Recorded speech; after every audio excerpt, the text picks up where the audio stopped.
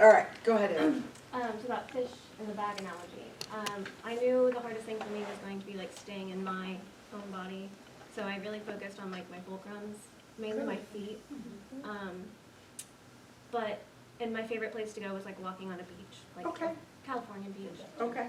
But I noticed when I would go far, it seemed like she was a little bit more uncomfortable. And so the happiest I think I made her was I was standing outside the window. Okay. And that for me was like too close because I felt more in the room and I was like, now it's becoming more about me. So I would go back to my place, but I would like invite her with me, kind of thing. Mm-hmm. And I would get like little sensations in my fingertips. And I wasn't connected to, I didn't feel connected to my hands really at all. I was trying to stay like holding the baby, like what does she need? What am I supposed to be getting from her? And my fingers would just kind of like do these little poppy things. And I felt like I was getting them from different places in her body, but I didn't know like what exactly it was trying to tell me. Okay. Good. The most fascinating part of it, she made a comment at one point. She said she wished she had a blanket. And so I was like, I focused on warmth, but I was like, okay, how do I create warmth for her? And not lying, my hands felt like they started to sweat after a couple of minutes because like I felt like I was conjuring up all this heat for her. So Did she feel not the need for no blanket when you I did don't- that? I mean, she started to go to sleep. So. Oh, okay. Well, we have tons of blankets around So you the can corner, stop so and get you blankets guys may or wanna call us have over. one close by or something that you can definitely do or put on or something like that. Yeah. Yeah. I ended up going way out too. First I started up in the room, then went out to the trees. And Jillian came by at one point. I can't remember if she said it or if Effie said it, right, at first, to pull back my energy. Mm-hmm. And then Jillian said that my fingers weren't close enough either to touch. Right. So I did that, and I just kind of kept backing out. So I was like outside the planet, looking at the planet. Okay. Okay. Doing that. And a lot of heat too. A lot of heat. I felt a lot of heat in my hands. But once I backed further out, it just felt like just peaceful in her Okay. head. Good. That was my sensation anyway. And I think she fell asleep or maybe in and Oh, I out. probably did. I was getting like goosebumps. Oh. She would find the perfect place and then she was like unsure maybe, and then she would find it and she just stayed there. Right. And that was it. That was Yeah. it. That was it. She's getting held in the right place. Good, good, okay, okay. Anybody else who hasn't shared, want to share? Okay, so I'll speak to some of the things that you felt. Okay, so, first I'm going to tell you this sentence, and Shannon said it at one point, but I don't know that you took it in, is one of the deals is doing this work, doing the work from this place, because we actually acknowledge it, is that you meet yourself in the treatment room, meaning you're going to see who you are and what it is, your responses, and like, I mean, even Link talking about he's, got that hyper energy that goes on, so it's harder for him to settle. So when you're asking him to put a window in, it's a whole different kind of set of energy than it is to be quiet and try to do this. So what happened is he met himself here. Erin saying that she was uncomfortable being too close, and that and that she had to go to the beach in California, which we'd all like to go with you, but she had to go to the beach in California, and so that's Erin's meeting herself in how it is to be, like allowing her to step out of what her stuff is to be for this person. Do you understand what I'm saying? Is that so your stuff begins to show up. And just the awareness of who you are while you're treating is going to come right in your face. So one of the sayings we also have is that you meet yourself in the treatment room. And this is no lie, man. How you react to clients, what your nervousness is, what all your stuff is, you're going to meet it there. You're going to begin to meet yourself there. And it's You know, I know you came to learn body work, but you can't, I mean, we could teach the chimp to do body work. It's this part that does healing. There's a difference between me doing things mechanically to you and me creating the space, me, you, me meaning Therapist. all of us, creating the space for your system to have the place to heal. That's just the truth. One is fixing, one is healing, okay? That does not make me a healer. What it does make me is a healer's assistant, okay? That's what it makes me, and that's what I am. That's what you guys will become. So, we hear lots of different stories here. And you guys are perfect because you're in the perfect place of the beginning. You're in the beginning. So the beginning is that oftentimes your hands are off and you still feel the energy though. Because there is energy. I mean, there's energies. And you can feel them even when you're off the body. But the problem is that you're not feeling what is happening in the body. Okay? So that's one of the reasons we ask you really from early on to begin to learn to still have your hands on. Okay? Because you have to be able to have your hands on and negotiate the space in order and negotiate how to hold that person, even if that person has a lot of stuff, you know, a lot of stuff, so that it'll like kick it up, right? Okay, so let's I want to talk about the fish in the bag first, okay? So the fish in the bag is that what is happening is that we have fluids in our head. We also have patterns in our head. When your energy is too close or you're too tight in how you're holding, is what you've got the fluids pinging across the head, inside the head. You feel any of that? Something scrambling or pinging, or you feel things doing this, going back and forth and back and forth. You want to back off or back out and check in, are you okay in there? Because what that is too much energy from the outside going in, and it's creating the fluids to just start pinging. That is a little crazy making. So your person will come out with some symptoms, nausea, a little dizzy, or it can kick up an old symptom. So it'll kick up an old symptom or something if you stay too long in that early part of your negotiation to get that stuff, you know, to get it to settle. So there is that, okay? When being on the head, one thing you don't want to be is fingertippy. So I don't want my fingertippies on the head. I actually have to be on the head where I'm on it. You don't want to have your fingertips be the ones that are in contact, because that isn't going to do it for you. You actually have to learn to have your hands on the head, okay? Yeah, that's where I was going. Yeah, good. Exactly. That's Good. where I was going. So one thing is that what Kira felt when working on Christy was Kira had her hands on, and she felt the breath a lot. She said she felt the breath. So she felt this, is the rising and falling, you know, the going up in the breathing pattern. So what that tells you about your person, I'm so sorry, is that they have so much tension inside of them, is that when they breathe, everything, even the head rises and goes down with it. So she was feeling the rising and the going down of so much tension. The other side of that is, I also get emotional when we do Cranial? Okay.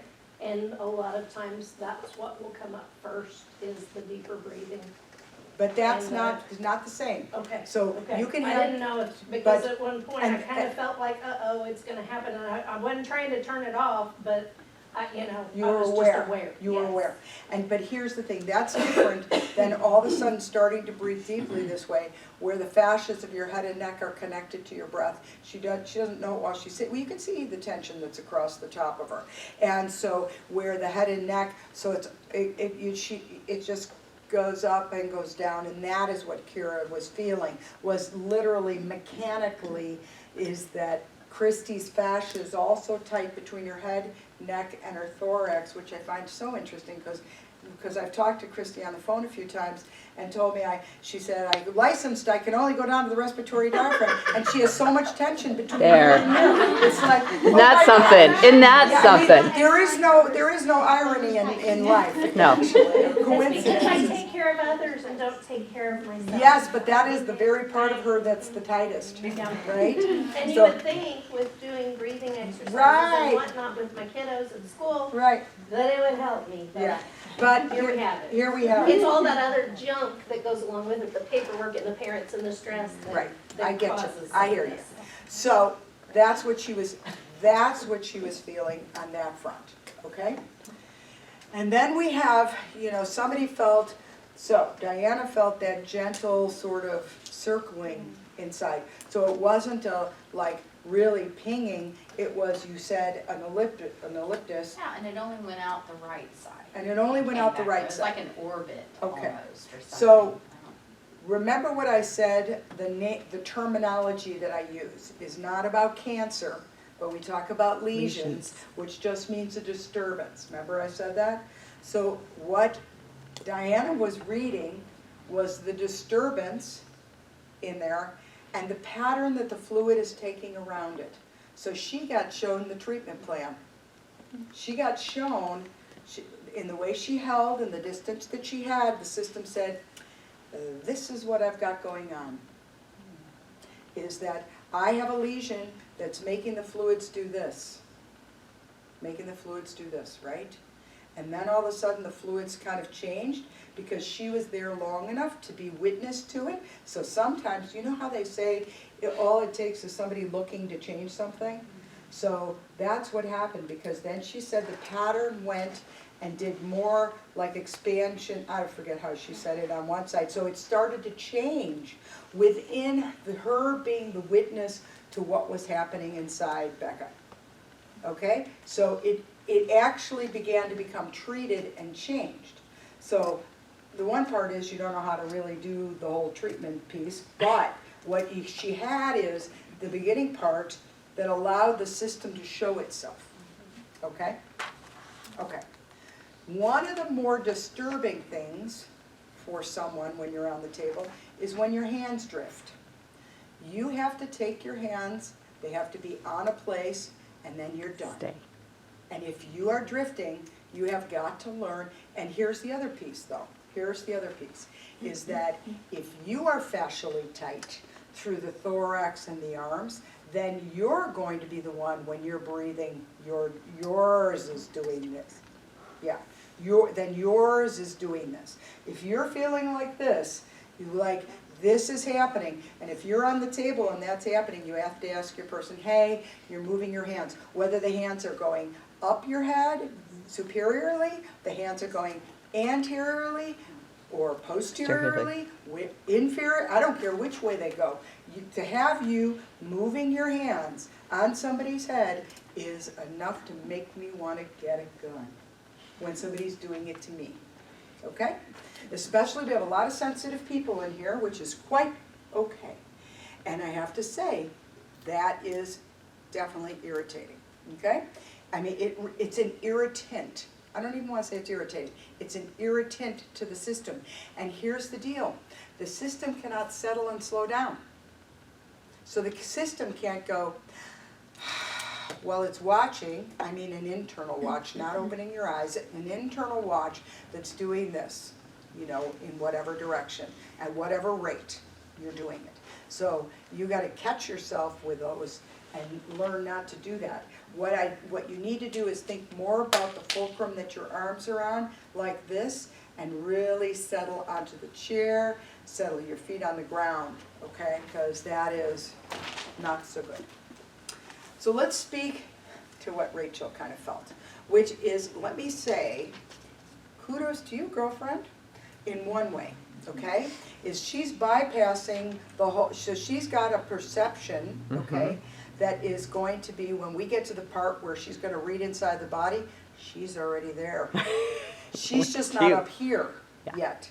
Do you know what I mean? So you're gonna have to work at where your hands are and what's happening within the head, but you've already got this awesome, like, more global perspective, and she's looking at it as goo and okay, so, and she also said sliding. Didn't you say sliding in the beginning? And you said, okay, because you two were together, weren't you? Yeah, sliding.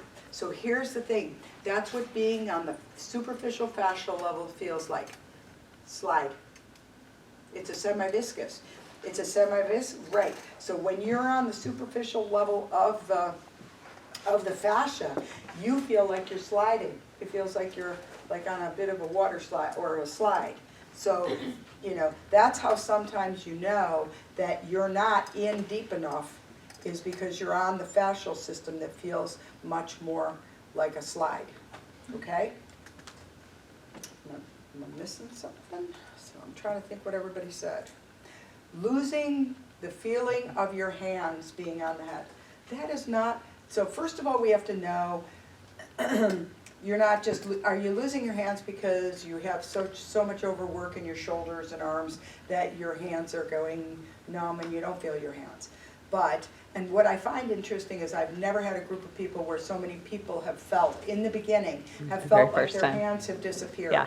But eventually, you're going to get to a part where it does feel like you're one, and that your hands do disappear. So I think it's super interesting that that's going on. So the piece about vibrating. So vibrating, if you truly are, I'm not nothing, I'm just saying, if it truly is that it's not you that's trying to maintain, which, and if it is the person on the table where you're feeling vibration through your hands, then the deal is that, you know, remember how in all of the systems, and we just tossed it off, the electromagnetic system. So what's happening is the person has an overabundance of electromagnetic inside themselves, and that frequency can, that vibrating can be EMF coming out. Of me? No, Or it's the of your I person. was holding? Of the person that you're holding. So it can be that there is, that's the layer of toxicity that can leave, is when you put your hands on and you feel like it vibrates. Or your hands feel like there's vibration coming into them. That is not uncommon. We are all so heavily toxic from EMFs, and so you can feel that as one of the pieces that is coming out. Now, I think it was Kira who finally got to the place where she felt like something went, remember, up and down? And so Kira got to the place finally when they could everything together, is that is the ultimate, man. When you get where the waveform goes down the body and up the body, or down the body and down the body. It's the waveform of the fluid, and that's what it feels like. Good for you. That's what it feels like. Kira got to the place, sitting there, where the waveform went all the way down and all the way up. And it is one of the things that as you help the lesions resolve and the fluids start coming together and growing in their potency as we're carrying less lesions or whatever, is that can be, that is what you're trying to do. Is she got the midline connected. You got your midline connected, girl, before you left. I'm trying to think of what else you guys said.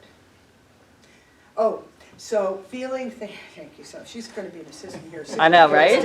Is that feeling like that the head is over here or that you're over there, and I have sometimes felt that is just, there's an energetic carrying of that. So you may go, so like Christina opened her eyes and she was like, I'm sure I'm going to find it. This is over here, yeah. But it's over here. But there's some kind of energetic lesion that energetically some part that the head and neck or whatever are over there. Or that, like you said, like didn't feel like it was lining up with the body and stuff like that. So that's an energetic piece. Now, how do you get that? Hey, you could get that from a car accident. You can get that from intense stuff from your parents. You can, what I'm saying is you can get that from some kind of incident. You can get that from you're carrying a transgenerational issue for your family. I mean, there's a number of ways that you can get things like that. And I'm feeling it from her, it's not coming from me? No, it's not yours. Okay. You're being a witness to her, okay? You will learn how to, and let me bring you back. That will be learned, okay? All right, did I cover everything? Does anybody feel like anything they said? Tammy? So, Rachel said the slide, but she Yeah. also described Goo. goo on and one drip side. and, yeah. Drip and goo. Yeah, and I'm so curious about that. So here's my thing is, and yes, and so I want to say, oh yeah, thank you for saying that, because here's another piece. And then I hope I can speak to drip and goo and stuff like that, is that it's very common to have two different things going on in either half. And remember she said really heavy dripping off, and she felt the drip was causing the heavy. So I totally trust that. Actually, I totally trust that she got that. Now, that's her interpretation of what she felt. I might feel it differently, but also feel that there was something going on in the left side, and then there was something in the right side that was actually root cause for that, or causal to that. And it is really common because we felt, you know, even Kathy said, on one side it's one thing more, and so we heard that, is that the left was harder, the left expanded, whatever you all said, is that it is incredibly common to have two different things going on in different parts of the brain, this half of the head versus that half, and you will begin to, as you hang on to the heads more and more as we go along, you will experience that more, that there's oftentimes lesion patterns are different and they're doing different things in either half. Yeah. I totally forgot to mention this earlier too. Like sometimes I would, like something would start to twitch, like yeah, like my eye would twitch. As a practitioner or as a patient? No, as when as a I was client. laying down, or Okay. like I'd get this pain in my eye and then it would like Okay. go away, and then like my lip would twitch and it would go away, and my eye Yeah. would twitch, and I was like, okay. That's you on the table. Okay. And go ahead. Actually, the eye thing made me remember, the first like minute or so I was on the table, my eyes just were going like this. I had my eyes closed, but they would not stop. Stop It was like doing going that. back and forth, and I was like, oh my gosh, if this is what this is, I don't want it. Okay. So, But then yeah. it finally came. So, Yours did the same thing. okay. So here's the deal. And I also want to speak to the fact that when Erin was also the practitioner and she said her fingers were twitching, right? Mhm. Okay. So, in your third module, when we do trauma talk, and we talk about all the autoregulation system and the fight or flights and all of that, we'll get way into it, way. But let me just say that one part of the autoregulation is split into two-sided system. One side is sympathetic. I'm sure you probably have heard the parasympathetic, sympathetic these days. The sympathetic side is the side that has the fight or flights, we'll just say it that way, okay? And that's more stress, more tone, more trauma.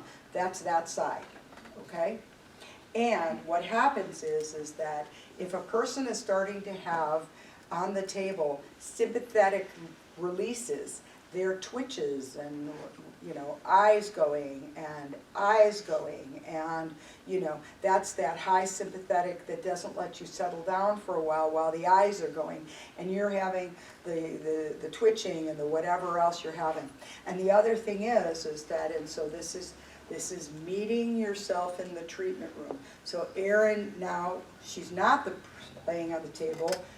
As she gets quiet, you know, as you get quieter, it is not uncommon for your sympathetics to start to discharge, okay, through finger twitches and feet twitches and chin twitching and like twitching around your eyes and stuff like that. But when Erin was getting quiet for herself to be the practitioner, the same thing is happening. So what you hear is that in meeting herself, she's got a lot of fight or flight active in her body, so it's harder for her to settle, harder for the people to settle that have higher activation, and therefore, I mean, I'm not suggesting that you twitched or anything, but it's harder to get settled. And so for you though, yours is close to the surface, so yours is twitching, trying to find discharge, trying to get out of her, okay? So It'll be an interesting journey we're gonna have together, okay? Because it is, because I'm just gonna say it is. So that's what you're experiencing, that when you start to settle, your system can start doing things that they actually start releasing, okay? Some of the sympathetic tone, that's the way we say it. Everybody on it? So you're gonna recognize it when you're trying to do stuff with people on the table. That's what's happening, okay? And that's what we want. It's Yes, yes. Not it a is- time to stop. Yeah, oh yeah, we're not, no, and, no, but what we will eventually be trying to do is you'll be trying to do your treatments to get somebody so they go through the other side. Right now, this is just actually discharge that doesn't get resolution, not yet. We wanna help to get to you wanna help to get it out, to get to the other side of it, right? So right now, it's just showing itself and saying, I'm here, and I got a bunch, right? And I'm just waiting for some help. But you know what I'm trying to say? Yeah.